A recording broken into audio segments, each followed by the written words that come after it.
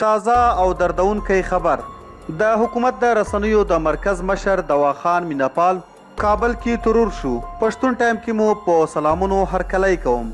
د افغانستان د کورنیو چارو وزارت وایي د حکومت د رسنیو د مرکز مشر دواخان مینپال په کابل کې ترور شوی دی.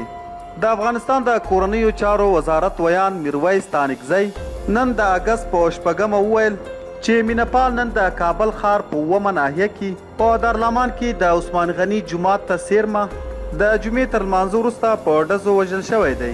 نوموړي زیاته کړي تورمخو بېزړه او وحشي تروریستانو یو ځل بیا په وحشي او بزدلانه عمل لاس پورې کړی. یو رښتینی وطن دوست او مبارز ځوان چې تل به د دښمن د تبلیغاتو په مقابل کې لکه د پولادو غر ولاړ و، په یو تروریستي عمل یې په شهادت ورسوی. د حکومت د رسنیو د مرکز پر مشر دواخان مینپال د برید مسؤلیت وسلوالو طالبانو پر غاړه اخیستی دی. دواخان مینپال لومړی د افغان ولسمشر محمد اشرف غني د ویان مرستیال او تر هغه وروسته د افغان حکومت د رسنیو د مرکز رئیس وټاکل شو. تر هغه مخکې ښاغلی مینپال د څو کلونو لپاره د ازادي رادیو خبریال او وروسته د کندهار د اطلاعاتو او فرهنګ ریاست سرپرست او د کندهار ولایت ویاند و.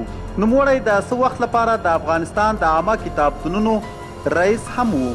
څه موده مخکې په کندهار کې د دواخان مینپال د کورنۍ یو بل غړی چې خبریال و هم طالبانو وواژو. دوستانو دا و د دې مهال بیړنۍ خبر چې له تاسو سره مو شریک کړ. تاسو د دواخان مینپال د وژنې په اړه څه ویل لرئ؟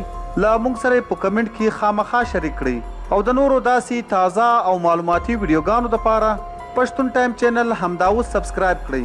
تر بلې ویډیو مو په لوی او بخونکي رب سپارم. د لوی الله په امان.